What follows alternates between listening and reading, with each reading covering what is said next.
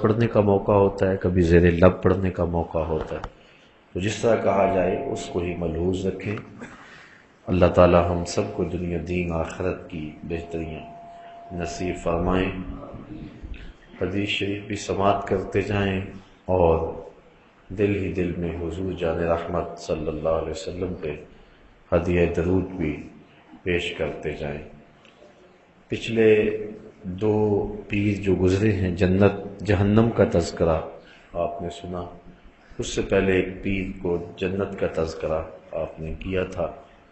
تذکرہ جنت پر مشتمل جو احادیث مشکات میں ہیں وہ ساری بیان نہیں کی جا سکی تھی۔ پہلی فصل کی احادیث پہلے درس قرآن کے درس حدیث کے موقع پہ جب یہ تذکرہ شروع ہوا تو آپ کے سامنے رکھی گئی۔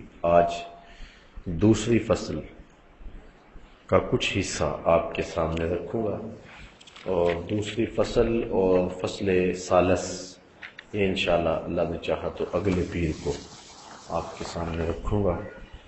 حضرت ابو ہریرہ رضی اللہ تعالی عنہ کی مرویات میں سے یہ حدیث ہے جس کو پورے ادب کے ساتھ سماعت کریں۔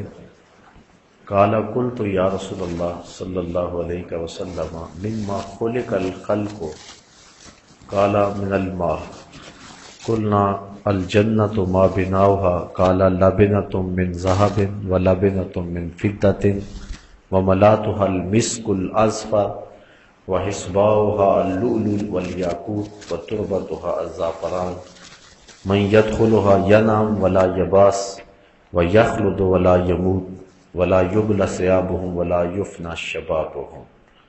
رواہ احمد والترمذی والدارمی۔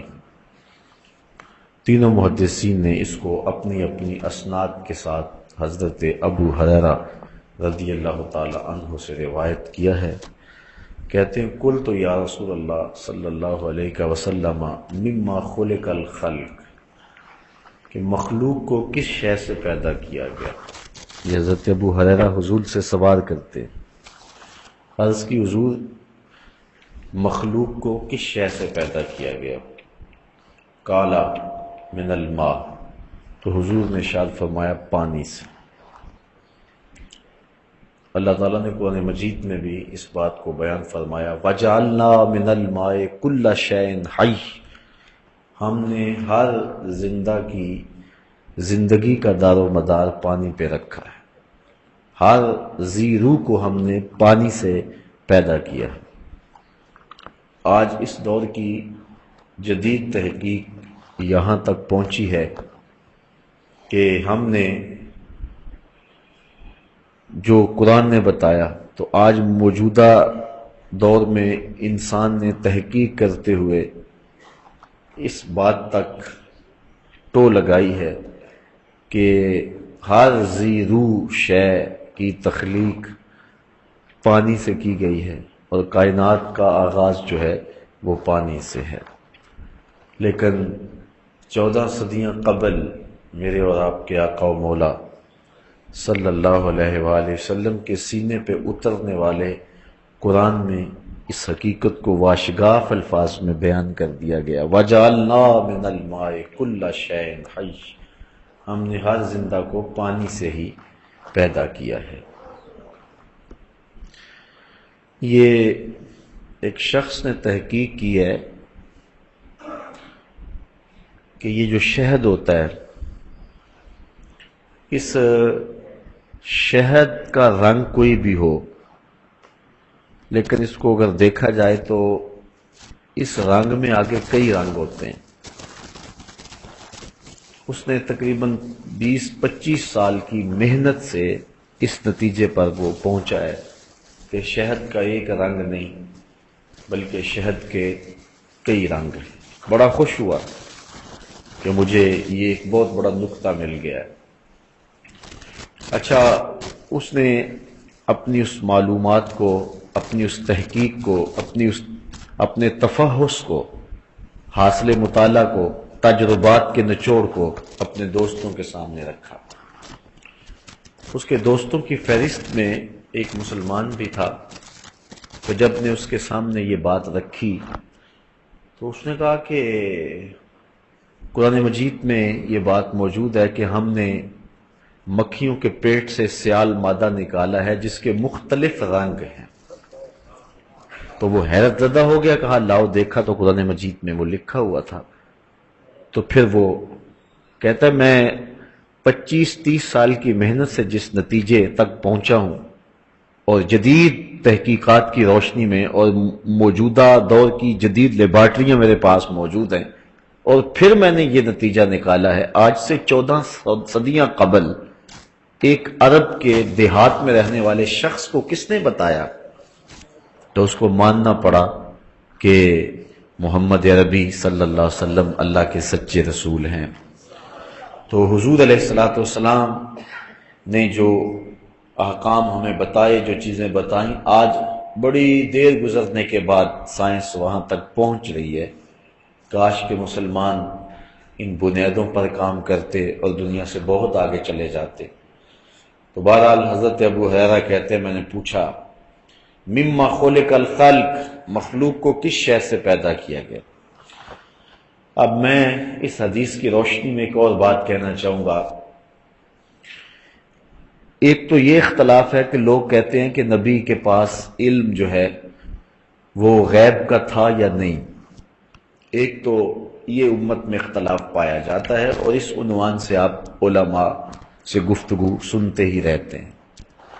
ہمارا عقیدہ تو واضح ہے، صاف ہے کہ جب سب سے بڑا غیب اللہ کی ذات، اس نے بھی نقاب اٹھا دیا تو کوئی اور غیب تو پیچھے رہ ہی نہیں گیا.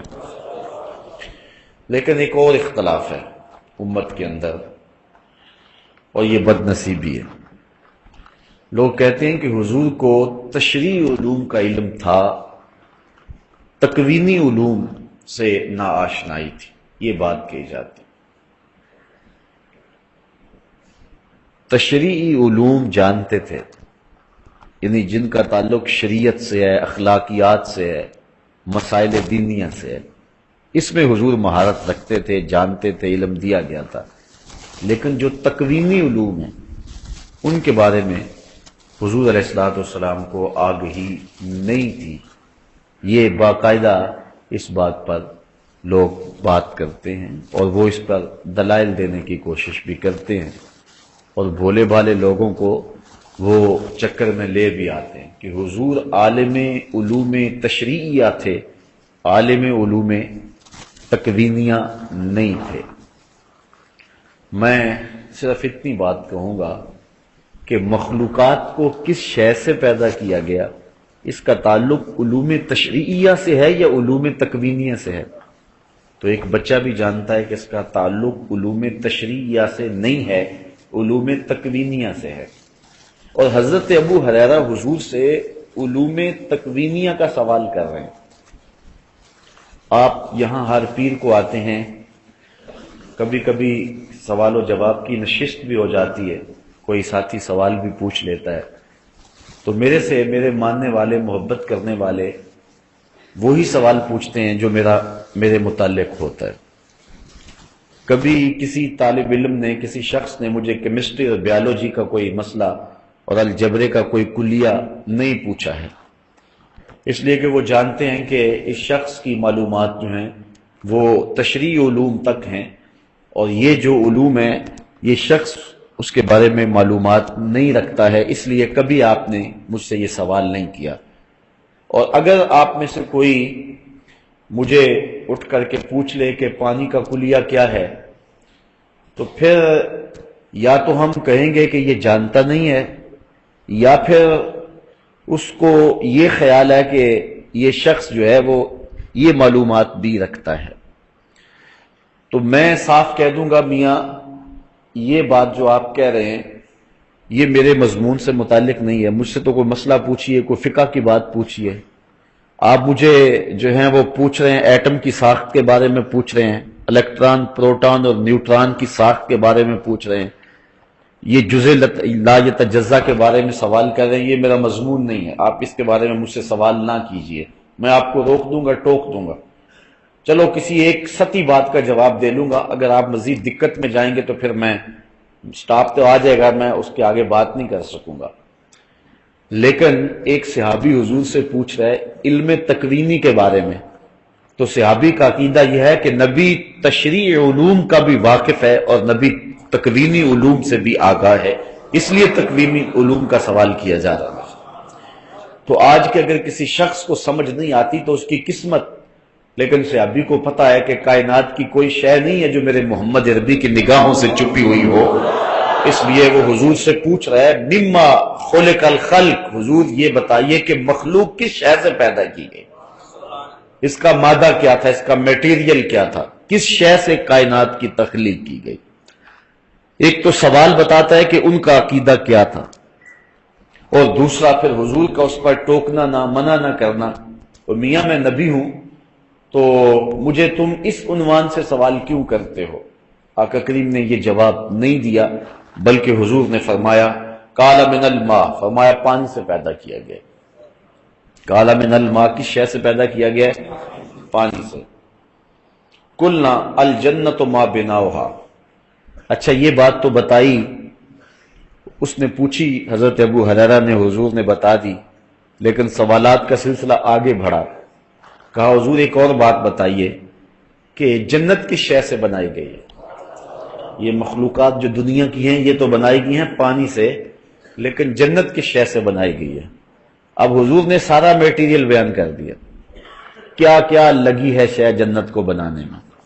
یہ عمارت بنی ہے، اس کو سیمنٹ بھی لگا ہے، سریا بھی لگا ہے، اینٹیں بھی لگی ہیں، بجری بھی لگی ہے، ریت بھی ڈالی گئی ہے، پھر اس کے بعد تعمیر کا سلسلہ آگے چلے گا تو اس کو ٹائل بھی لگائی جائے گی، رنگ روغن سب کچھ تو بتانا پڑے گا نا اس کو یہ لگا ہے۔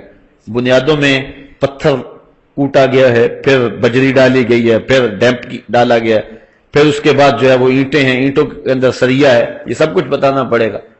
تو صرف اتنا پوچھا جائے کہ یہ مسجد کس شے سے بنائی گئی ہے تو ہمیں سب کچھ بتانا پڑے گا۔ صحابی پوچھتا ہے جنت کی بنا کیسے ہوئی، جنت کس شے سے بنائی گئی؟ اب سنو رسول کیا بیان فرما رہے ہیں۔ اللہ اکبر۔ قال لابنۃ من ذهب ولابنۃ من فضہ، فرمایا کچھ اینٹیں سونے کی تھی، کچھ چاندی کی تھی، کچھ اینٹیں سونے کی تھی اور کچھ اینٹیں چاندی کی تھی۔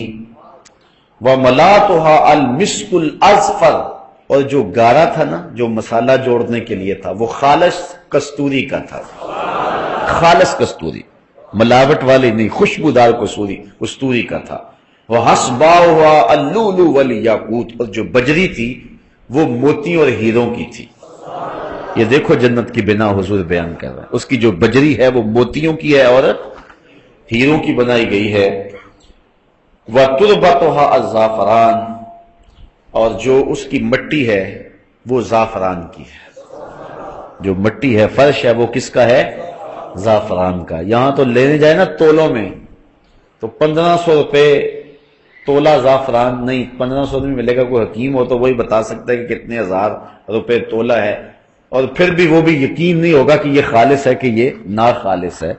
لیکن جنت کی ساری زمین زعفران کی، اینٹیں سونے کی اور چاندی کی، گارا کستوری کا، اور اس کے اندر جو بجری ڈالی گئی ہے وہ ہیرے اور جواہر کی۔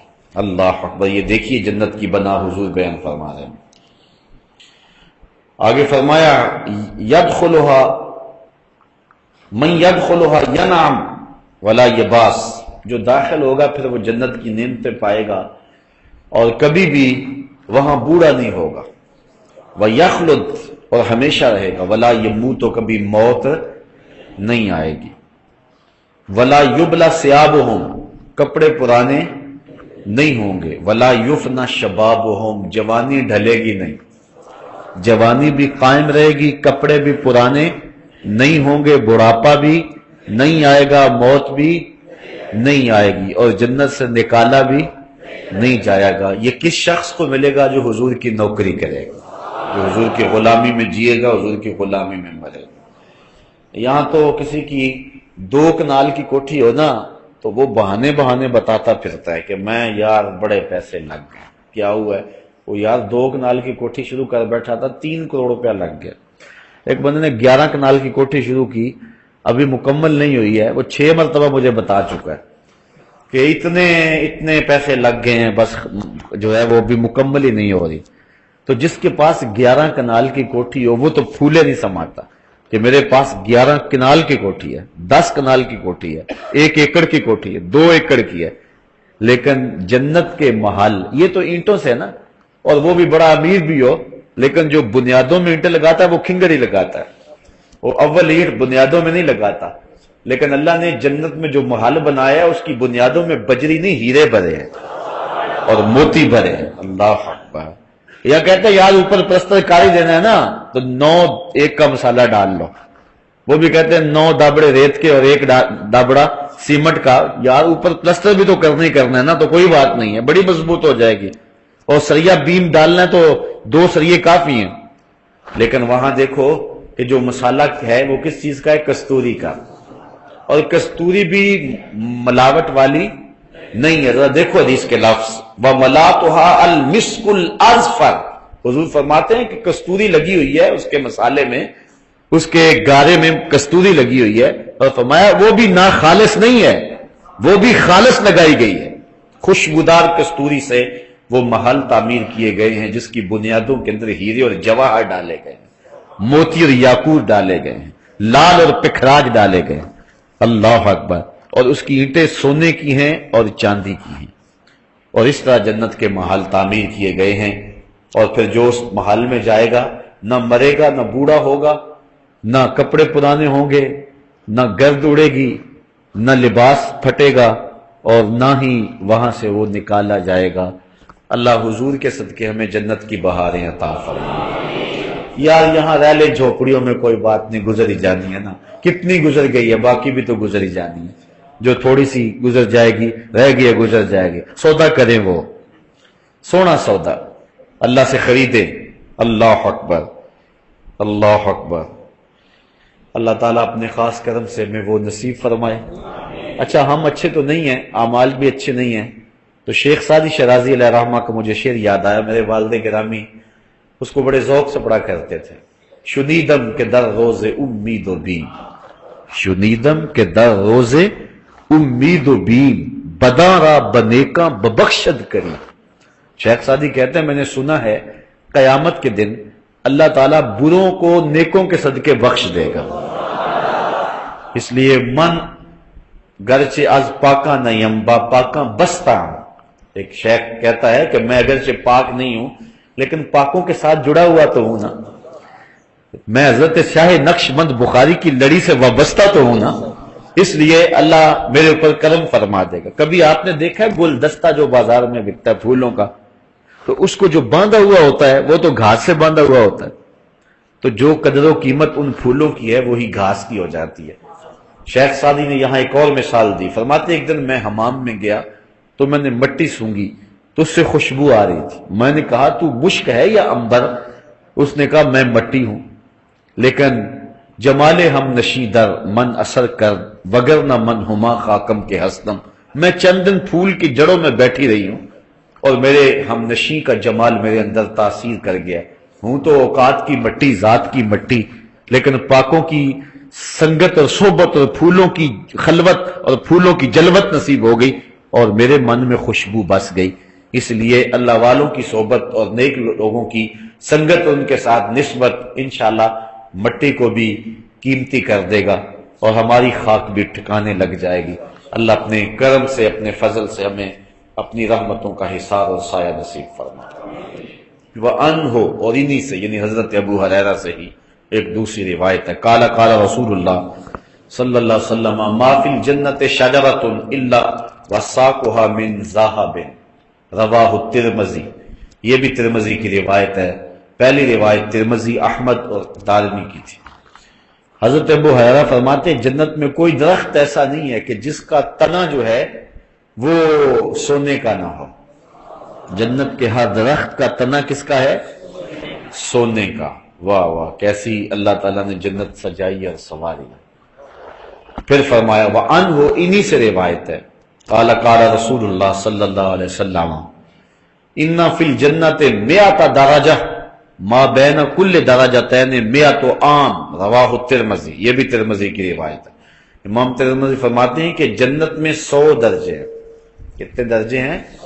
100 درجے، اور ایک درجے سے دوسرے درجے کا فاصلہ 100 سال کا ہے۔ اب بتاؤ کہ آخری درجے تک جاتے ہوئے کتنا عرصہ لگے گا؟ یہ درجے اللہ تعالیٰ جنت میں رکھے ہوئے ہیں، اور اپنے پاک بندوں کو اللہ تعالیٰ ان درجوں میں رکھے گا اور انہیں رحمتوں سے نوازے گا۔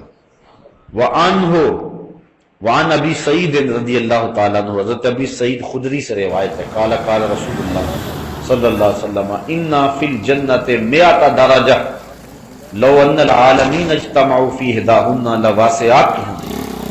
کہتے ہیں کہ جنت میں 100 درجے ہیں، اور اگر ساری خدائی ساری کائنات ایک درجے میں چلی جائے تو سما جائے، لیکن اللہ نے 100 درجے بنائے ہوئے ہیں جنت۔ وعنہ، حضرت ابو سعید خدری سے ہی روایت ہے، یعنی نبی صلی اللہ علیہ وسلم وہ حضور سے روایت کرتے ہیں، فی قولہ تعالی، اللہ تعالیٰ کا یہ قول، وفرش مرفوعہ، جو جنت میں فرمایا گیا کہ قالین بچھے ہوئے ہوں، جنت میں فرش بچھے ہوئے ہوں گے۔ قال ارتفاعها لکما بین السماء والارض مسیرۃ 500 سنہ، کہا کہ وہ جو فرش بچھے ہوئے ہوں گے ان کی بلندی اتنی ہوگی کہ جتنی زمین اور آسمان کے درمیان ہے۔ اللہ اکبر، مسیرۃ 500 سنہ، اور لمبائی میں اتنے ہوں گے کہ 500 سال چلتے رہیں تو ایک قالین کا ٹکڑا بھی ختم نہیں ہوگا۔ اللہ اکبر۔ وعنہ، انہی سے روایت ہے، اور یہ روایت بڑی خوبصورت، قال قال رسول اللہ صلی اللہ علیہ وسلم ان اول زمرۃ يدخلون الجنہ یوم القیامہ ضوء وجوہہم علی مثل ضوء القمر لیلۃ البدر۔ حضور فرمایا جنت میں پہلا گروہ جو جائے گا ان کے چہرے ایسے چمک رہے ہوں گے جس طرح چودھویں کا چاند چمکتا۔ یہ انبیاء علیہ السلام کا گروہ ہوگا۔ والزمرۃ الثانیہ، اور جو دوسرا گروہ جائے گا، علی مثل احسن کوکب دری فی السماء، تو وہ ایسے ان کے چہرے چمکتے ہوں گے جس طرح آسمان پر جو ہے وہ روشن ستارہ چمکتا ہے۔ لکل رجل منہم زوجتان، اور ہر شخص کی مخصوص 2 بیویاں ہوں گی۔ ویسے تو 70 حوریں بھی دی جائیں گی دنیا پر جو اس کی ازواج ہیں، اگر اعمال صالح ہوئے ان کے تو ایمان کے ساتھ اس دنیا سے چلی گئی تو وہ بھی جنت میں جائیں گی، لیکن اس کے علاوہ مخصوص 2 بیویاں اس کو عطا کی جائیں گی۔ علی کل زوجۃ 70 حلہ، ہر زوجہ نے 70 لباس پہنے ہوں گے۔ کتنے لباس پہنے ہوں گے؟ 70 لباس۔ یرا مخ ساقہا من برائہا، اور ان کی پنڈلی کے اندر ہڈی، اور ہڈی کے اندر جو گودا ہے وہ 70 لباسوں سے بھی جھلک رہا ہو، یعنی اس قدر اس کی سفیدی اور اس قدر جو ہے اس کی چمک اور اس کی روشنی اور اس کی نورانیت ہو۔ اس کو بھی امام ترمذی نے اپنی سند کے ساتھ روایت کی۔ وعن انس، حضرت انس سے روایت ہے، قال یؤتی المؤمن فی الجنۃ قوۃ کذا و کذا من الجماع، قیل یا رسول اللہ اوا یطیق ذلک، قال یؤتی قوۃ 100۔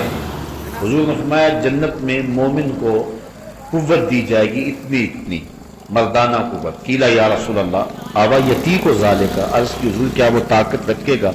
قال یؤتی قوۃ، فرمایا ہاں اس کو طاقت اس کی دی جائے گی، 100، یعنی جس طرح کہ 100 آدمیوں کی قوت ہے اس طرح ایک مومن کو جنت میں یہ قوت اور طاقت دی جائے گی۔ وعن سعد بن ابی وقاص، حضرت سعد بن ابی وقاص روایت کرتے ہیں، ان النبی صلی اللہ علیہ وسلم، حضور سے، انہو کہتے ہیں حضور نے فرمایا، قالا لو انا ما یکلو ظفر مما فی الجنت بدأ لتا زخرفت له ما بین خوافق السماوات والارض ولو ان رجلا من اہل الجنت اطلع فبدأ صابره لطمس ضوءه ضوء الشمس کما تطمس الشمس ضوء النجوم، رواہ الترمذی۔ حضور نے فرمایا کہ جب آدمی کے ناخن ہوں تھوڑے سے تو کچھ میل وغیرہ ناخن میں پھنس جاتی ہے، وہ جو جنتی کے ناخنوں کے نیچے چیز ہوگی وہ میل تو نہیں ہوگی، وہ تو مشکی ہوگی نا، وہاں میل تو ہوگی، تو وہ اتنی قیمتی ہے یعنی جنتی کی باقی نعمتیں تو ہیں جو صرف ناخنوں کے نیچے جو میل آپ سمجھ لیں وہ جنت کی، وہ اتنی قیمتی ہے. ما یکلو ظفر مما فی الجنہ بدا لتز خارفت لہو ما بین خوافق السماوات والارض. فرماتے اگر وہ چھنک دے نا وہ ایسے کر دے اور وہ نکل کے گرے آسمان اور زمین تک جتنی جگہ ہے، حتیٰ کہ زمین و آسمان کی جڑیں بھی روشن ہو جائیں. اب بتائیے کہ کتنی قیمت ہے اس کی. اللہ اور آگے فرمایا وَلَوْ أَنَّ رَجُلًا مِّنْ أَهْلِ الْجَنَّةِ اطَّلَعَ فَبَدَأَ أَصَابِعُهُ. اور جنتی اگر اپنے کنگن ظاہر کرتے، یہ دنیا کے اوپر مردوں کے لیے لباس جو ہے زیور جائز نہیں ہے، صرف عورتوں کے لیے جائز ہے، مرد کو زیور کی ضرورت نہیں ہے. لیکن قیامت کے دن جنتیوں کو سونے چاندی کے کنگن پہنائے جائیں، آراستہ کیا جائے گا، رب ناز دیکھے. دنیا کے اوپر تم نے تکلیفیں اٹھائی تو کنگن پہنائے جائیں. اگر اس جنتی کے کنگن ظاہر ہو جائیں لَطَمِسَ ضَوْءُهُ ضَوْءَ الشَّمْسِ. اللہ اکبر. تو سورج کی جو روشنی ہے ختم ہو جائے. کس طرح؟ فَمَا كَمَا تَطْمِسُ الشَّمْسُ ضَوْءَ النُّجُومِ. جس طرح سورج چڑھتا ہے نا تو ستارے غائب ہو جاتے ہیں. اصل ستارے غائب نہیں ہوتے، ستاروں کی روشنی نظر ہی نہیں آتی کیونکہ سورج کتنا غالب ہوتا ہے. یہ کتنی روشنی ان کی نظر آ رہی ہے، یہ ٹیوب لائٹ ہے، یہ باہر جو جل رہی ہے. اگر سورج چڑھ جائے تو دن کو یہ لائٹیں آپ جلائیں باہر دھوپ میں تو وہ جلتا ہوا بلب کو روشنی دیتا ہے، روشنی دیتا ہے، لیکن سورج کی روشنی اتنی غالب ہوتی ہے کہ ہمیں نظر نہیں آتی.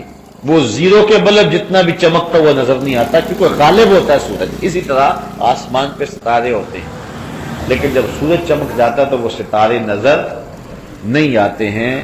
جس طرح سورج چمکے تو ستارے نظر نہیں آتے، تو حضور نے فرمایا اگر جنتی کا کنگن ظاہر ہو جائے تو سورج بھی نظر نہ آئے، اتنی روشنی پھیل جائے، اتنا اجالا ہو جائے. اللہ اکبر کبیر. وعن ابی ہریرہ قال قال رسول اللہ صلی اللہ علیہ وسلم. حضرت ابو ہریرہ سے روایت ہے، یہ بھی امام ترمذی اور سنن دارمی سے روایت ہے. حضور نے ارشاد فرمایا اہل الجنت جرد مرد کہلا لا یفن شبابہم ولا یبلا ثیابہم. جنتی جرد اور مرد ہوں گے، یعنی جوان ہوں گے اور داڑھی اور مونچھیں نہیں ہوں گی. پورے جسم کے اوپر کہیں بھی کوئی بال نہیں ہوگا سوائے سر کے بال. ابروؤں کے بال ہوں گے، سر کے بال ہوں گے، چونکہ اگر یہ بھی نہ ہو تو بدصورتی ہوتی ہے. باقی یہ بازوؤں کے اوپر، ٹانگوں پہ، باقی اعضائے بدنیوں کے اوپر جو بال ہیں، داڑھی کے بال، یہ کچھ بھی نہیں ہوگا. بال کوئی نہیں ہوگا، صرف چند انبیاء علیہ السلام کی داڑھی ہوگی اعزاز و تکریم کے لیے. باقی سارے لوگ جو ہے وہ جرد اور مرد ہوں گے، جوان ہوں گے اور ریش نہیں ہوگی. کہلا، اور آنکھوں میں قدرتی سرمے کی دھاریاں لگی ہوئی. لا یفن شبابہم، اور شباب ڈھلے گا نہیں. ولا یبلا ثیابہم، اور کپڑے بھی پرانے نہیں. اس پر ایک اور حدیث دیکھ لیں. حضرت معاذ بن جبل روایت کرتے ان النبی صلی اللہ علیہ وسلم قال، حضور نے ارشاد فرمایا یدخل اہل الجنت الجنت جردا مردا مکحلین ابناء ثلاثین او ثلاثن و ثلاثین سنتن.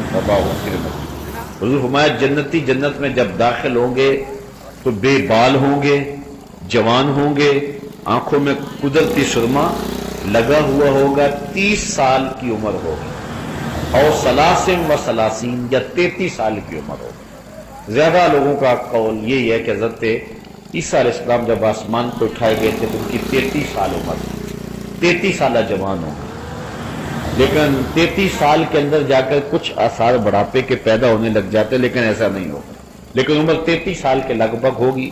جرد اور مرد ہوں گے، بڑھاپے کے آثار نہیں ہوں گے، کپڑے جو ہے وہ پرانے نہیں ہوں گے، چھوٹے نہیں ہوں گے، سرما لگا ہوا ہوگا. اللہ اکبر. تو اس حالت کے اندر جو ہے جو بھی جنت میں جائے گا، اگر کوئی بوڑھا بھی ہے تو جنت میں جوان ہو جائے گا. اس لیے ایک عورت آئی حضور کے پاس، بوڑھی خاتون، عرض کی حضور میرے لیے دعا کرو میں جنت میں چلی جاؤں. فرمایا بوڑھی عورتیں جنت میں نہیں جائیں. اچھا اس نے رونا شروع کر دیا، تو میں نہیں بوڑھی عورت تو جنت میں جا ہی نہیں سکتی، اس نے اور رونا شروع کر دیا۔ پھر آقا مسکرائے، فرمایا جو بھی جائیں گی جوان ہو کے جائیں، بوڑھی کوئی نہیں جائے گی۔ تو یہ حضور کا مزہ تھا جو حضور کبھی کبھی فرما لیا کرتے تھے۔ تو اس لیے یہاں اگر کسی کو گھٹنوں سے اٹھا نہیں جاتا اور کمر میں درد رہتا ہے، سر میں شدید درد ہے، پولیو کا مارا ہوا ہے، دکھوں کا مارا ہوا ہے، بڑے دکھ ہیں، تکلیفیں ہیں، لیکن جنت میں نہ کوئی تکلیف، نہ کوئی پولیو، نہ کمر درد، نہ سینے کا درد، نہ کوئی مرض، نہ کوئی بیماری۔ آج تو کسی کے کپڑے بیچارے کے پھٹے پرانے، اس دن ایسا نہیں ہوگا، کپڑے بھی نئے، لباس بھی خوبصورت، چہرہ بھی خوبصورت، چاند بھی شرمائے، سورج بھی شرمائے۔ اللہ اکبر۔ تو یہ جنت اللہ تعالیٰ نے اپنے بندوں کے لیے تیار رکھی ہے، اور بندوں کس طرف لگے ہوئے ہو؟ اللہ کہتا ہے میں نے جنت تمہارے لیے سجائی ہے، تم تصور بھی نہیں کر سکتے جو میں نے وہاں تمہارے لیے بنا دی ہے۔ تو آؤ ذرا تم جو ہے اس جنت کے لیے، لوگ آج پیرس کو دیکھنے کے لیے بے تاب ہیں۔ وہ جائیں نا آپ کبھی وہاں ایمبیسی میں، تو وہاں لوگوں کا شوق ہوتا ہے جب وہ ملتا ہے نا جو ہے وہ پاسپورٹ ہے، تو اس وقت ایسا دل لوگوں کے دھڑک رہے ہوتے ہیں، رنگ اڑا ہوا ہوتا ہے کہ کہیں میرا جو ہے وہ ویزا ہی نہ رہ جائے۔ اور پھر جب وہ کھولتے ہیں تو پھر اگر ویزا نہیں لگا ہوتا تو میں نے دیکھا کہ یہ لوگ ایسے گر پڑنے لگے، اور جن کا لگا پھر وہ خوشی سے آنسو ان کے آ رہے ہوتے ہیں، جی ویزا لگ گیا۔ یار پیرس کا ویزا لگ گیا تو خوشی میں پھولے نہیں سمائے، تو پھر کیا مزہ ہوگا جن کا جنت کا ویزا لگ گیا، تصور بھی نہیں ہو سکتا۔ اس کے لیے اپلائی کر دو، اپلائی کر دو، اور پھر معرفت حضور کی لکھ دو، انشاءاللہ یہ اللہ کے کرم سے یہ ویزا لگ جائے گا۔ اور جس کا لگ گیا، اللہ تعالیٰ فرماتا ہے وجوہ یومئذ ناعمہ، اس دن کچھ چہرے تر و تازہ ہوں گے اور کچھ چہرے اس دن جو ہیں وہ مرجھائے ہوئے ہوں گے۔ چہروں سے پتہ چلے گا یہ جنت میں جا رہا ہے، یہ جنت میں جا رہا ہے۔ کچھ چہرے ہنس رہے ہوں گے، ضاحکہ کے لفظ آتے ہیں، مستبشرہ، اور ان کے اوپر جو ہے وہ بشارت ہوگی، خوشی ہوگی، لوگ کہیں گے یہ جنتی جا رہا ہے۔ اور کچھ لوگوں کے چہرے لٹکے ہوئے ہوں گے اور سخت پریشان ہوں گے۔ دنیا میں تو جیسے بھی تھی زندگی، کاش کہ یہ زندگی ٹھیک ہو جاتی، لیکن اس دن پھر پچھتانے سے کچھ نہیں ہوگا۔ آج حضور نے سب کچھ بیان کر دیا، بتا دیا کیسے جنت کا نقشہ کھینچا رسول کریم۔ اللہ کو کثر چھوڑی، شوق پیدا ہوتا ہے کہ نہیں جنت کا؟ یہ حضور شوق دلا رہے ہیں۔ نعت خواں کہتا ہے کہ مجھے نہیں ضرورت جنت کی۔ عجیب بات ہے تجھے۔ میں ایک عاشق رسول کو دیکھا مدینے میں، تو وہ بڑا غصے میں تھا وہ ایجنٹ پر، میں نے کہا جی میرا ٹکٹ نہیں لگ رہا ہے۔ میں نے کہا یار تم تو کہتے ہو کہ مدینے کے بغیر جی نہیں لگتا، مدینے میں جی نہیں اب لگ رہا تمہارا۔ تو عجیب سی کہانیاں ہیں، حضور نے تحریف دلائی ہے نا، حضور نے جنت کا نقشہ کھینچا ہے۔ ایک ایک چیز یہ صحابہ کو بتا رہے ہیں، صحابہ آگے بتا رہے ہیں، حضور صحابہ، اللہ محبوب کو بتائے کہ محبوب میں نے تیرے غلاموں کے لیے ایسی سونی جنت بنائی۔ محبوب آگے اپنے غلاموں کو بتائیں، غلاموں آئے ہیں دکھ تمہیں، بدر میں تکلیفیں سہی ہیں تم نے، احد میں تم نے تکلیفیں سہی ہیں، لیکن حوصلہ رکھو، تمہارے لیے رب نے بڑا کچھ بنایا ہوا ہے۔ اور پھر صحابہ آگے تابعین کو بتائیں، تابعین آگے تبع تابعین کو بتائیں، وہ آگے پھر بتائیں، وہ آگے بتائیں، وہ آگے بتائیں۔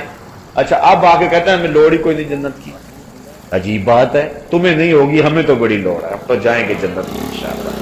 ہمیں تو آرزو ہے، اس لیے کہ ہمارے آقا بھی تو جنت میں ہی ہوں گے نا، اس لیے حضور بھی وہاں ہوں گے۔ حضرت شیخ شہاب الدین سہروردی سے آپ کے ایک مرید نے سوال کیا۔ مرید پوچھتا ہے حضرت کہ اس دنیا میں سب سے افضل جگہ کون سی؟ شیخ فرمانے لگے بیٹے وہی جگہ جہاں حضور تشریف فرما، یعنی مدینے کی وہ مخصوص جگہ جہاں جلوہ تیرا۔ تو کہا پھر ہم جنت کی آرزو کیوں کرتے ہیں؟ ہم جنت کی آرزو کیوں کرتے ہیں؟ شیخ نے نہیں کہا کب ہم کرتے ہیں، اساں جنت کی کرنی ہے، شیخ نے نہیں کہا۔ کہنے لگا بیٹا جب حضور یہاں ہے دنیا پہ تو یہ جگہ افضل ہے، جب جنت میں جائیں گے تو جنت افضل ہوگی۔ اس لیے تو ہم جو ہیں وہ حضور کے پیچھے پیچھے، جدھر جدھر حضور ہوں گے ہم بھی حضور کے پیچھے پیچھے ہیں۔ تو اس لیے یہ ہماری آرزو ہے، اور یہ دعا مانگا کرو کہ اللہ جنت عطا فرمائے۔ جو کہتا ہے کہ مجھے لوڑ نہیں، مرضی اس کی، لیکن ہمیں جنت چاہیے، چونکہ اس جنت کی تحریث ہمیں حضور نے دلائی، جنت کی تحریث ہمیں حضور نے دی ہے۔ اب حضرت اسماء بنت ابی بکر رضی اللہ تعالی عنہا حضرت ابوبکر صدیق رضی اللہ تعالیٰ عنہ کی صاحبزادی نے بھی حدیث بیان فرمائی ہے، ذرا وہ بھی، کیونکہ آج کل حضرت ابوبکر صدیق کے ایام چل رہے ہیں، لہذا کیسا گھر تھا، گھر کی بیٹیاں بھی حضور کی حدیثیں بیان فرماتی۔ حضرت اسماء رضی اللہ تعالی عنہ بنت ابی بکر قالت، فرماتی ہیں سمیت رسول اللہ، کہتے ہیں میں نے بھی حضور سے سنا ہے کہ حضور ان کے گھر آیا کرتے تھے، اور پھر ان کی سکی ہمشیرہ حضرت عائشہ رضی اللہ تعالی عنہ، یہ حضور علیہ السلام کی زوجہ محترم تھی اور یہ ادھر بھی جایا کرتی تھی۔ پھر مدینے کی عورتوں نے عرض بھی کیا تھا حضور سے، عرض کیا حضور ساری موجیں مرد ہی اڑا رہے ہیں، ایک دن ہمارا بھی مقرر کر دے، ہمیں بھی کچھ عطا فرمایا۔ پھر حضور نے ہفتے میں ایک دن خواتین کے لیے مقرر فرمایا تھا، کسی مقام پہ عورتیں جمع ہوتی تھی، حضور جا کے انہیں ارشادات فرمایا کرتے، اس لیے صحابیات نے ڈائریکٹ حضور سے سنا ہے۔ حضرت اسماء رضی اللہ تعالیٰ عنہ فرماتی ہیں سمیت رسول اللہ صلی اللہ علیہ وسلم، میں نے حضور سے سنا، وذکر لہ سدرۃ المنتہی، حضور کے سامنے سدرۃ المنتہی کا ذکر کیا گیا، سدرۃ المنتہی کا ذکر کیا گیا۔ قال یسیر الراکب فی ظل الفنن منہا مئۃ سنہ، تو حضور نے ارشاد فرمایا سدرہ ایسی ہے کہ جس پر 100 سال اگر کوئی سوار چلتا رہے تو ختم نہ ہو۔ وَيَسْتَظِلُّ بِظِلِّهَا مِئَةُ رَاكِبٍ، یا حضور نے یہ فرمایا کہ اس کے سائے میں 100 سوار جو ہیں وہ بیٹھ جائیں تو اس کا سایہ اس کے لیے کافی ہو۔ شک کا راوی فیا، راوی کو شک ہوا ہے کہ حضور نے وہ کہا تھا یا یہ کہا تھا۔ فِيهَا فَرَاشُ الذَّهَبِ كَأَنَّا تَمَرَهَا الْكِلَالِ، اس میں جو ہے وہ چمکدار پتنگیں ہیں، فراش کہتے ہیں یہ جو شمع کے گرد نہیں ہوتے وہ پتنگے ستنگے، وہ کیا کہتے ہیں اسے، پروانے، تو فرمایا کہ اس کے اوپر جو ہے وہ چمکدار جیسا سونا چمکتا ہے اس طرح کے پروانے، اور وہ پروانے کون سے ہیں؟ فرشتے، وہ اللہ کے نوری فرشتے جن کے پر سونے کی طرح چمکتے ہیں۔ جس طرح شمع کے گرد پروانے ہوتے ہیں، سدرہ کے درختوں کے ساتھ وہ فرشتے لٹکے ہوئے، اللہ اکبر۔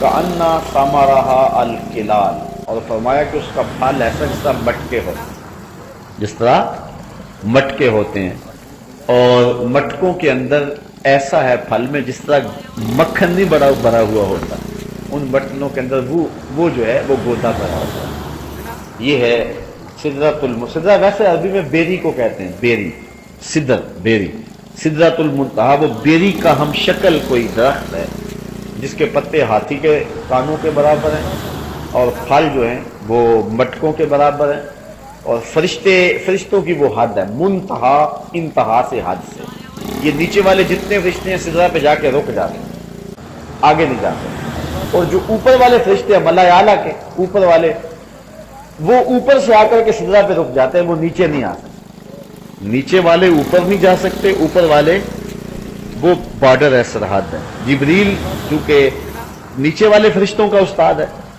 لہذا جبریل بھی آگے نہیں جا سکتا، جبریل بھی جہاں جا کے حضور کو کہا حضور بس میں اب یہاں رک جاتا ہوں، آپ آگے جائیں۔ بدو گفت سالار بیت الحرام، اے حامل وحی برتر خرام، حضور نے کہا وحی لایا کرتا تھا، اب آنا آگے، جو در دوستی مخلصم یافتی، انانم سے صحبت چراتا آفتی، مجھے تو نے مخلص پایا، میں نے نبیوں کی امامت کروائی ہے، تیرا ہاتھ پھر بھی نہیں چھوڑا، تو اب تم میرا ساتھ کیوں چھوڑ رہے ہو؟ عرض کی اگر یکسر منہ برتر پرم، فروغ تجلا بسوزت پرم، لو دنو تو خط وطن لا ترک تو، اگر میں ایک بال بھی آگے بڑھوں تو جل کے راکھ ہو جاتا ہوں۔ جبریل بھی رک گئے، نور بشر دا جھگڑا چلیا تے سدرہ تے جا کے گل مک گئی، کوئی فلک تے رہ یار گیا، کوئی جا سدرہ تے ہار گیا، ایک کالیاں زلفاں والا سی جڑا عرش تو دی لنگ پار گیا۔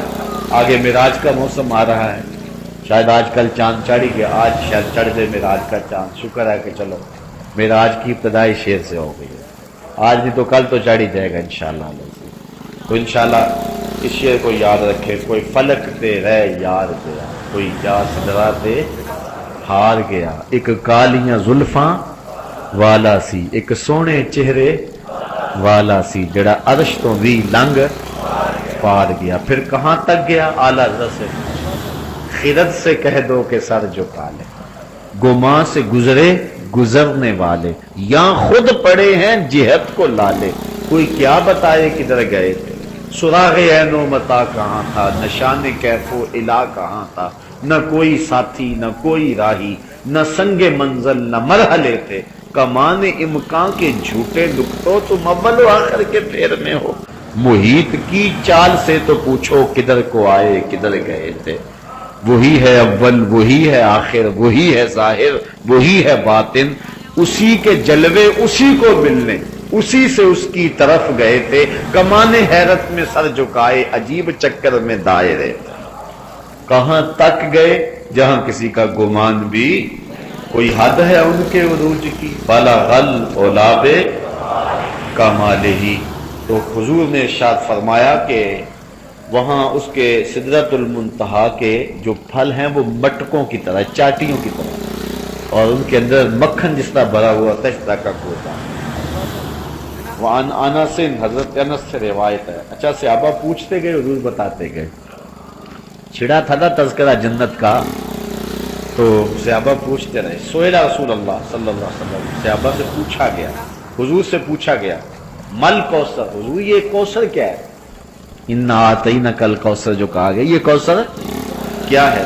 حضور نے فرمایا، قال ذاک نہر آتانی اللہ یعنی فی الجنہ، فرمایا جنت میں ایک نہر ہے جو اللہ نے مجھے عطا کر دی، مجھے عطا کر دی، اشد بیاضا من اللبن، اس کا پانی دودھ سے زیادہ سفید ہے، دودھ سے زیادہ سفید ہے، وَأَحْلَى مِنَ الْعَسَلِ فِيهِ، اور شہد سے زیادہ میٹھا ہے، شہد سے زیادہ میٹھا ہے اور دودھ سے زیادہ سفید ہے۔ واہ واہ، جب چلو بھریں گے لطف ہی آ جائے گا، اتنا میٹھا اتنا ٹھنڈا اور اتنا سفید، گوڑا اللہ خالص دودھ۔ 4 نہریں ہیں جنت میں، 4 نہریں، کوثر، تسنیم، سلسبیل، مائے معین۔ کوثر حضور میں اللہ نے مجھے دے دی، یہ کوثر کی حضور شان بیان کر اللہ اعلیٰ حضرت فرماتے ہیں، ٹھنڈا ٹھنڈا میٹھا میٹھا، ٹھنڈا ٹھنڈا میٹھا میٹھا، پلاتے وہ اور پیتے ہم، پلاتے وہ اور پیتے ہم۔ اور اعلیٰ حضرت نے ایک اور جگہ، جس کی 2 بوند ہیں کوثر و سلسبیل، ہے وہ رحمت کا دریا ہمارا نبی، تو کہا احلا من العسل فیہ تیر، اللہ تیرے منہ میں کوثر کا پانی ڈالے، اور جنہوں نے نعرے کا جواب دیا اللہ ان کے منہ میں بھی مائے معین، سلسبیل اور تسنیم کا پانی ڈالے۔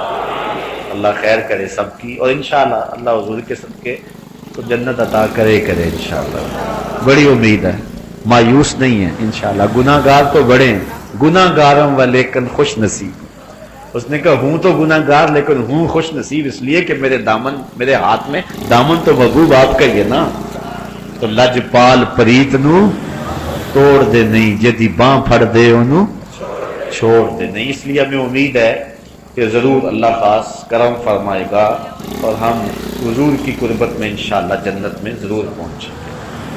اللہ ہمیں جہنم سے بچائے اور جنت عطا فرمائے۔ اللہ اکبر۔ ایک حدیث میں آتا ہے کہ پیالے ستاروں کی طرح ہوں گے جس سے وہ جام سے کٹورے بھر بھر کے پیئیں گے۔ اللہ، یہاں تو بندہ کہتا ہے کہ اب 2 گلاس 3 گلاس 4 گلاس آگے تو میں پی نہیں سکتا، لیکن وہاں کو مسئلہ ہوگا جتنا مرضی پیتے گا، کبھی نہر پہ بیٹھ کے پیو، کبھی گھر بھی لے آؤ، کبھی پھل کھاؤ جنت کے۔ اللہ اکبر۔ چلو اللہ نے موقع دیا تو جنت میں چلے گئے تو اکٹھے کر لیں گے سب کو۔ آج کل تو لنگر کا مسئلہ ہوتا ہے نا کہ لنگر اتنا زیادہ کہاں سے پکائیں، تو ادھر سے نہر کے کنارے پہ درس قرآن کر لیا کریں انشاءاللہ، حوض کوثر کے کنارے پیتے جاؤ اور سنتے جاؤ۔ اللہ اکبر۔ پھر انشاءاللہ یہ مجلس یاد آئے گی، اللہ نے اگر نصیب کیا، اللہ اپنے کرم سے نصیب فرمائے۔ امید رکھے انشاءاللہ، اللہ خیر کے دروازے کو تیرن فیہ تیرن آناکھا کآناکل جزر، حضور نے فرمایا حضرت انس سے کہا وہ جو جنت ہے نا، جنت ہے اس میں وہ کوثر کی نہر ہے جو دودھ سے زیادہ سفید ہے اور شہد سے زیادہ مٹھی ہے۔ یہاں جو نہریں ہوتی ہیں ان میں مچھلیاں ہوتی ہیں اور مرغابیاں ہوتی ہیں، تو اس میں بھی ایک جانور ہوگا، اس میں بھی مرغابیاں ہوں گی۔ وہ کیسی ہوں گی؟ سنو حضور، کآناکل جزر، جس طرح اونٹ کی گردن ہوتی ہے اس طرح ہوں گی، شکل بڑی خوبصورت اور اس طرح کے شکل مرغ ہوں گے۔ اچھا، قال یا رسول اللہ، قال عمران، حضرت عمران نے کہا ھذہ لناعمۃ، قال رسول اللہ صلی اللہ علیہ وسلم اکلتھا انعم منھا، عرض کی حضور پھر تو مزہ ہی آ جائے گا۔ حضرت عمران نے کہا، وہ بھی پاس ہی بیٹھے تھے، کہا کہ حضور پھر تو مزہ ہی آ جائے گا جب اس نہر کے اندر وہ جانور چل رہے ہوں گے، اونٹ کی گردن جتنے جانور اس طرح چل رہے ہوں گے۔ حضور نے فرمایا مزہ تو آئے گا لیکن جب کھاؤ گے تو اور ہی آئے گا، یعنی وہ جو جانور ہے وہ شکار بھی کرو گے، اس کو بھونو گے بھی، اس کو کھاؤ گے بھی۔ تو حضور نے ارشاد فرمایا اکلتھا انعم منھا، فرمایا جب کھاؤ گے نا جانور پھر سمجھ آئے گی کہ یہ لطف کیا ہے اس کا۔ اللہ اکبر، مجھے ذرا تصور میں مجلس نبوی لاؤ نا، جب حضور بیان کر رہے ہوں گے اور صحابہ سن رہے ہوں گے اور یوں مکالمہ ہو رہا ہوگا، صحابہ پوچھ رہے ہوں گے، حضور بتا رہے ہوں گے۔ اللہ اکبر۔ اب اس پر ایک اور روایت حضرت بریدہ رضی اللہ تعالی عنہ سے سنیے، وقت زیادہ ہو گیا۔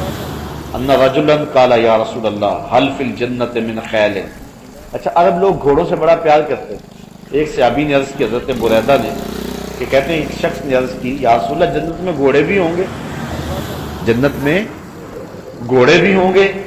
قال ان اللہ ادخلک الجنہ فلا تشاء ان تحمل فیها علی فرس من یاقوتۃ حمراء یطیر بک فی الجنہ، کہ اللہ نے چاہا تو جنت میں گیا نا تو سرخ یاقوت کا بنا ہوا گھوڑا مجھے ملے گا جس پر بیٹھ کے تو جنت میں اڑے گا بھی، صرف دوڑے گا نہیں، وہ فضا میں پرواز بھی کرے گا۔ ایسو شیتا الا فعلتا، جہاں تو چاہے گا تو فرمایا وہ تجھے وہاں لے بھی جائے گا۔ وسالہ رجلا، اچھا ایک آدمی اور اٹھ کے کھڑا ہو گیا، اس نے گھوڑے کی بات کی تو مجلس میں سے ایک آدمی اور اٹھ کے کھڑا ہو گیا۔ فقال یا رسول اللہ هل فی الجنت من ابل، حضور جنت میں اونٹ بھی ہوں گے؟ عرب اونٹ سے بڑا پیار کرتے تھے، اونٹ بھی ہوں گے؟ گھوڑے والے کی تو بات حضور نے بتا دی، اونٹ والے نے پوچھا اونٹ بھی ہوں گے؟ حضور نے ارشاد فرمایا، سنو، قال فلم یکن لہ ما قال لصاحبہ، اللہ اکبر، فلم یکن لہ ما قال لصاحبہ، جو گھوڑے والے کو حضور نے کہا نا وہ اونٹ والے کو نہیں کہا، حضور نے وہی جواب اس کو نہیں دیا، بلکہ کیا کہا؟ فقال ان یدخلک اللہ الجنہ، اگر اللہ تجھے جنت میں داخل کرے، یکن لک فیہا مشتہت نفسک ولذت عینک، حضور نے صرف یہ نہیں کہا کہ تیرے لیے وہاں جو ہے وہ اونٹ ہوگا، کہا اگر تو جنت میں گیا نا اونٹ کیا جو بھی چاہے گا ہوگا، جو بھی، اگر خان صاحب کا پروگرام بنانا کہ پہرا دینا یہاں تو وہاں فرمایا جائے گا چل ان محلوں کا تو پہرا بھی دے لے، پہرے کی بھی ڈیوٹی لگا ہی دی جائے گی، جو چاہے گا اللہ تعالیٰ وہ پورا کرے۔ اور اگر ان کا یہ جی چاہا کہ کوئی درس قرآن ہی ہو جائے اور میرے ہاتھوں میں چٹے ہوں اور میں ایک ایک دروازے کو کھٹکھٹاؤں تو پھر اللہ یہ آرزو بھی ان کی پوری کر دے گا انشاءاللہ۔ اللہ نے چاہا تو جنت میں گئے تو انشاءاللہ، ہماری آرزو تو یہی ہونی ہے نا، ہماری تمنا تو یہی ہونی ہے۔ اس بات میں ایک اور روایت سن لیجئے، وعن ابو ایوب، حضرت ابو ایوب انصاری روایت کرتے ہیں، اتن نبی صلی اللہ علیہ وسلم عربی، ایک دیہاتی حضور کے پاس آیا، فقال یا رسول اللہ، کہنے لگا، اچھا دیہاتی حضور کے پاس آتے تھے نا بڑے بے تکلف ہوتے تھے، جو شہری صحابی تھے وہ ہر وقت چونکہ حضور کے پاس رہتے تھے آداب نبوت جانتے ہوتے تھے، جو دیہاتی آتے ہوتے تھے بس وہ سیدھی سیدھی بات کرتے تھے، آقا کریم علیہ الصلوۃ والسلام ان کی باتوں سے بڑے معزوز ہوتے۔ صحابی فرماتے کبھی کبھی کوئی دیہاتی آتا نا تو حضور کو پکڑ کر نا یہاں کپڑے سے تو کھینچتا اور کھینچ کے پوچھتا، یہاں تک کہ حضور کا کندھا نظر آتا، ہمیں اس پہ غصہ تو بڑا آتا اس نے کیا کیا ہے، ساتھ خوش بھی ہوتے چلو حضور کا کندھا تو دیکھ لیا نا، حضور کے کندھے کی بغلوں کی زیارت تو کر ہی لی ہے، اس کے اس انداز سے، اس کے بھولے پن سے ہمارا بھی تو کام بن ہی گیا۔ تو کہتے ہیں کہ وہ عربی آیا، دیہاتی آیا، فقال یا رسول اللہ انی احب الخیل افی الجنہ خیل، میں گھوڑوں کو پسند کرتا ہوں، تو کیا جنت میں گھوڑے ہوں گے؟ قال رسول اللہ صلی اللہ علیہ وسلم، حضور نے فرمایا ان ادخلت الجنہ، اگر تو جنت میں گیا، اوتیت بفرس من یاقوتۃ لہو جناحان، تو تجھے یاقوت کا بنا ہوا گھوڑا دیا جائے گا جس کے دو پر ہوں، جس کے دو فہملت علیہ، تو تجھے اپنے اوپر سوار کر لے گا، ثم طار بک حیث شئت، پھر جہاں تو چاہے گا تجھے اڑا کے وہ لے جائے گا۔ اس کو بھی ترمذی نے روایت کیا۔ اب ایک اور روایت سن لیجیے، باقی انشاءاللہ اگلے درس قرآن کے موقع پہ۔ حضرت بریدہ ہی روایت کرتے ہیں، یہ روایت بڑی ٹھنڈ ڈالنے والی روایت ہے، اور میرے والد گرامی رحمۃ اللہ تعالی علیہ بڑی کثرت کے ساتھ یہ روایت بیان کیا کرتے تھے، اور بڑے خوبصورت نقطے بیان کیا کرتے تھے۔ اب وقت سمٹ گیا، اب اس پر میں تھوڑی سی گفتگو کرتا ہوں۔ کہتے ہیں کہ حضور نے ارشاد فرمایا، قال قال رسول اللہ، کس نے ارشاد فرمایا؟ رسول اللہ، حضور نے ارشاد فرمایا۔ کیا ارشاد فرمایا؟ سنو، اہل الجنت عشرون و مئۃ صف، حضور فرمایا جنت میں 120 صفیں ہوں گی۔ کتنی صفیں ہوں گی؟ 120 صفیں ہوں گی، بڑی لمبی، لاکھوں کروڑوں میلوں لمبی ہوں گی، لیکن ہوں گی 120۔ اچھا،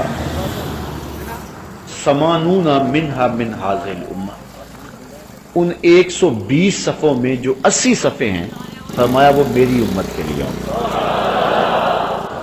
80 صفیں میری امت کے لیے، وَأَرْبَعُونَ مِنْ سَائِرِ الْأُمَمِ، اور باقی 40 حضرت آدم علیہ السلام سے لے کر حضرت عیسیٰ تک جتنی امتیں، سب کی امتوں کی صفیں کتنی ہوں گی؟ 40۔ اور حضور کی اکیلی امت کی کتنی صفیں ہوں گی؟ جو پوری امت کو مشرک بنا دینے لگے ہیں، مجھے بتائیں وہ بھر لیں گے 80 صفیں؟ جو قبروں پہ گیا وہ بھی مشرک، جس نے نبی کا وسیلہ مانگ لیا وہ بھی مشرک، جس نے یا رسول اللہ کہہ دیا وہ بھی مشرک، جو پوری امت کو 14 صدیوں سے لے کر کے ان کے شرک کے فتوے سے کوئی نہیں بچتا۔ سیدھی سادی بات ہے، سادہ سا استدلال میرے والد گرامی کیا کرتے تھے، کہتے تھے یہ پوری دنیا کو جو مشرک بنا رہے ہیں یہ بھر لیں گے 40، یہ 80 صفحے بھر لیں گے، ان سے تو ایک بھی پوری نہیں ہو سکتی، 2.5 ٹوٹل تو ہیں۔ تو ان 80 صفوں کو کون بھرے گا؟ ان 80 صفوں کو حضور کے نوکر ہی بھریں گے نا، حضور کے غلام ہی بھریں گے۔ تو حضور نے فرمایا 120 صفیں کل ہوں گی، 80 صفیں میری امت کی ہوں گی، باقی 40 صفیں 1 لاکھ اور کئی ہزار نبیوں کی امت ہوں گی۔ اللہ اکبر، پیش حق مجدہ شفاعت کا سناتے جائیں گے، آپ روتے جائیں گے، ہم کو ہنساتے جائیں گے۔ وسعتیں دی ہیں خدا نے دامن محبوب کو، جرم کھلتے جائیں گے اور وہ چھپاتے جائیں گے۔ اس لیے باغ جنت میں محمد مسکراتے جائیں گے، پھول رحمت کے گریں گے، ہم اٹھاتے جائیں گے انشاءاللہ۔ اللہ نے چاہا، حضور کے صدقے سے اللہ ہمیں اچھے عمل کرنے کی توفیق دے، کہ جس جنت کا نقشہ حضور نے کھینچا ہے اللہ ہمیں وہ جنت نصیب فرمائے، اور اللہ جس جہنم کا ذکر ہوا اللہ اس جہنم سے ہمیں محفوظ فرمائے، اس کے کرم سے ممکن ہے اللہ اپنی رحمتیں دے۔ وآخر دعوانا ان الحمد للہ رب العالمین۔ دعا سے قبل میں آپ سب لوگوں کا بصمیم قلب شکر گزار ہوں کہ پرسوں منعقدہ بیداری امت کانفرنس میں جس ذوق و شوق اور ولولے کے ساتھ آپ لوگ محبت برے قافلوں کو لے کر کے وہاں پہنچے اور ایک پیغام محبت سماعت کیا، اور پھر اسی محبت اور جذبے کے ساتھ واپس پلٹے۔ ویسے میرا خیال تھا کہ میں کانفرنس میں اعلان کروں گا کہ یہ جو پرسوں پیر ہے اس پیر کی ہم چھٹی کریں گے، چونکہ آج آپ دور دراز سے آئے، لیکن اتفاقاً مجھے یاد نہ رہا، تو میں نے کہا تھا کہ ساتھیوں کو تکلیف دینے والی بات ہے کہ پہلے جمعے کے دن آئے ہیں، پھر ہفتے کے دن آئے ہیں، اس کے بعد ایک دن چھوڑا پھر آئے ہیں۔ تو اب مجھے اعلان کا کہا گیا کہ اگلے جمعۃ المبارک کو جمعے کے موقع پہ بھی تو آپ نے آنا ہی آنا ہے، تو رات عشاء کے بعد بھی بھٹی میرج ہال میں آپ جو ہیں وہ پھر دوبارہ حاضر ہوں گے۔ تو بعض کا جب شادیوں کا موسم ہوتا ہے نا تو ایک مہینے میں 10 شادیاں آ جاتی ہیں اور خرچے والا کام بھی ہوتا ہے، اور بندہ کہتا ہے چلو جی اب چھوٹ تو ہے ہی نہیں، جانا تو پڑنا، رشتہ داری بڑی گوڑی ہے، تو جو 10 سے قرآن سے آپ کی رشتہ داری ہے وہ بھی تو بڑی گوڑی ہے نا۔ تو انشاءاللہ آپ جمعے کو بھی پہنچیں گے، عشاء کی نماز کے بعد یہ بھٹی میرج ہال کا جو ماہانہ درس ہوتا ہے، آج بھی آپ تشریف لائے۔ میں آپ سب لوگوں کے لیے دل کی اتھاہ گہرائیوں سے دعا گو ہوں کہ اللہ تعالیٰ آپ کا یہ آنا جانا اپنی بارگاہ میں قبول کرے۔ اللہ ان قدموں کو گلزار کر جو تیری راہوں میں چل رہے ہیں، اور انشاءاللہ یہ مزید قافلہ آگے بڑھے گا تو 30 جون کو اصلاح امت کانفرنس میں آپ کی شرکت اسی ذوق و جذبہ کے ساتھ ہوگی۔